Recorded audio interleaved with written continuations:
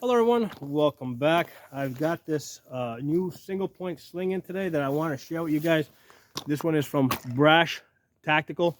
Um, it's a beautiful sling. I love the multi-cam pattern that they have, this desert cam. Okay. Other thing I like is that it has a strap that is 1.5 inches wide, so it's really great for distributing the weight. Now it does have plastic buckles, but I've stress tested them. They'll pretty much hold the weight of a man. If you get this caught in the hydraulic door of a tank, I mean, yeah, they'll probably get cracked. But under most normal training situations, it'll be fine. It'll be fine for home defense. And of course, it comes with the QD swivel thing over here. So let's try this on, and we're going to go through some ways that you can use this sling, and we'll try it out with a couple of different guns and see how they match up to this sling. Now, one of the things worth mentioning, there is a quick release buckle over here. Okay, that goes on the backside, right? So if you get into a grappling match with somebody, they can't get to that buckle and basically undo it and take your gun. Okay, so that goes on the backside. Now, why use a single point sling? Why not a 2-point sling? Well, here's the thing. If you come to the conclusion that this is the size gun that you need, this makes a lot more sense with a single point sling versus a 2-point sling. Hook this up over here.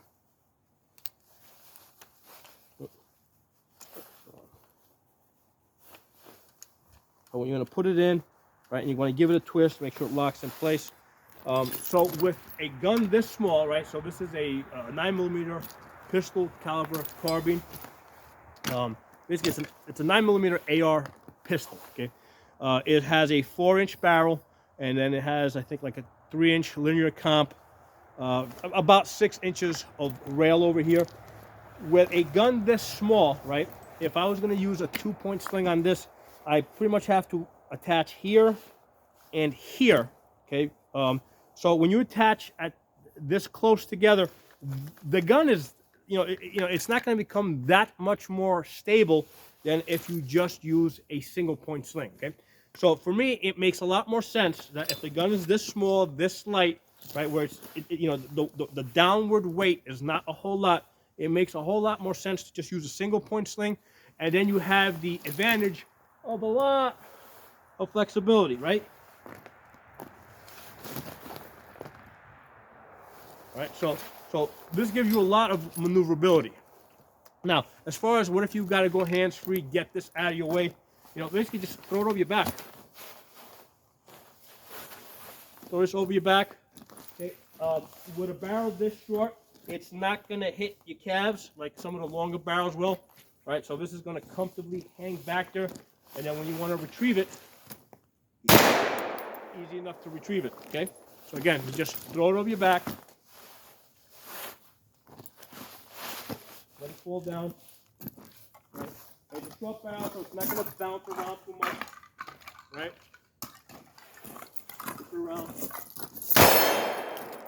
Okay, now, one of the places where this small gun with this sling setup really shines, if, let's say you're in a vehicle, you're sitting down. Okay. So first of all, you can comfortably sit like this without the barrel hitting the ground.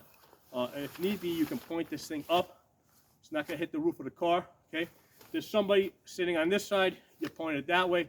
Somebody's going to sit on that side, you easy flip it around this way, right? You can comfortably, you can shoot all the way behind you. Come around to this side. Okay, see how easy that works?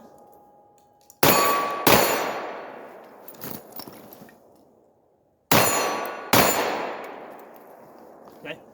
So in some situations, this might be a good option. Okay. Now, of course, like I said, this is a 9mm. What about a 5.56 with such a short barrel? Well, I have a 7.5-inch AR. I tested that out in the chronograph.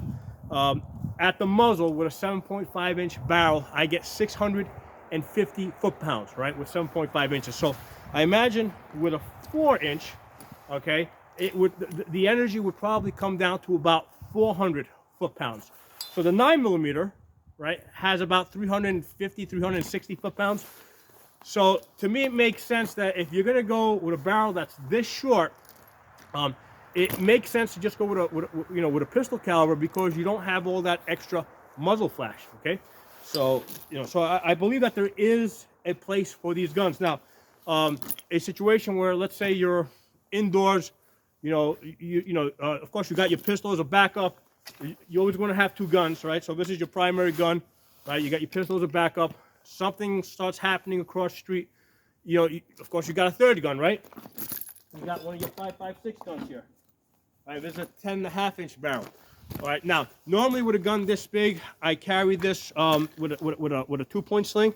I'll attach here and back here, but I also include an end plate over here, because the end plate only costs $10, and it doesn't really add any more weight to the gun. So it's always good to have an end plate, and what that allows me to do is, if I determine that I might need to shoot out a little bit further, because with this gun here, I can easily shoot out to 50 yards. I get out to 75 yards very, very well. I even get out to 100 yards. Past 100 yards, the groups start really opening up a little bit. So if I determine that I'm going to be shooting at a further distance, really easy to get this off. Put this on the side. Get the 5.56 out with the 10.5-inch barrel. Make sure you give it a little twist once you put it in there, so that make sure you lock it in place. And here I am. Now I can shoot out to 200 yards plus. Okay. Now, of course, this has a longer barrel. As you're walking around, this is just walking around. You're gonna see this wants to bounce around a little bit. Okay. So that gun over there is obviously a lot easier to control. Now, if I need to stop this bouncing, one of the techniques that I will use is basically just take the strap, put it around the magazine like that, and now the gun's gonna sit like this, and I can do stuff. Okay. Now with the 10.5-inch barrel, this is gonna wanna come up and hit me in the face a little bit.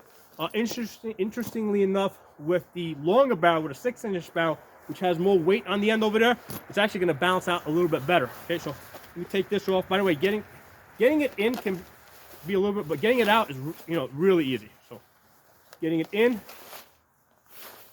getting it out. The out part tends to be a little bit easier, I think. So let's say our gun is a 16-inch, right? We decide to switch out from the pistol caliber to the 5.56 16-inch barrel. Again, I normally carry this. You can see how it's really well worn in over here. I carry this normally with a 2-point, but I still keep a QD end plate over here, so that I have the option. If I ever decide that I need to, go with a single point, I can do it right now. As I'm moving around, you will see that, yeah, this is not hitting me in the knees, right? This is a little bit awkward to move around, but hey, there you go. The longer barrel actually makes this a little bit more balanced. This sits a little bit more comfortably like this.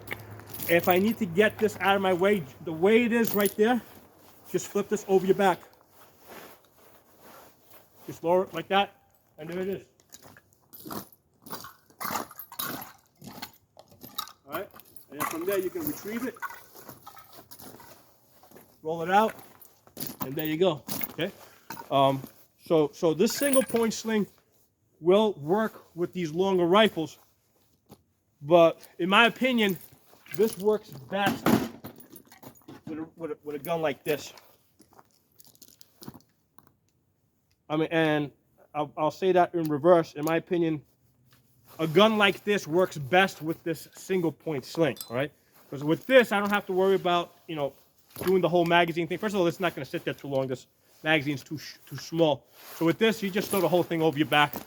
Just let it fall, right? Let it fall there. Then retrieving, it's easy. Just grab the gun, bring it around. Okay. From there. Right. And then again, if you wanna, you can easily that way, flip it around this way. Shoot those awkward positions.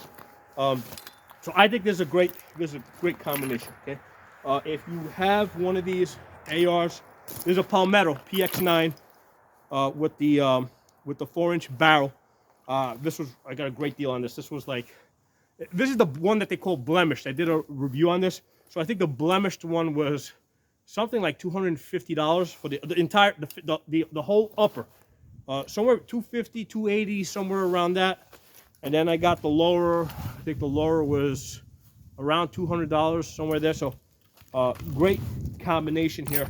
You know, and again, with the single point sling, this just makes a lot more sense. This makes a lot more sense. This gun makes a lot more sense with the single point sling than it does with the 2-point sling. Because with the 2-point sling, the 2 points are very close to each other anyway. So hope you guys enjoyed this video.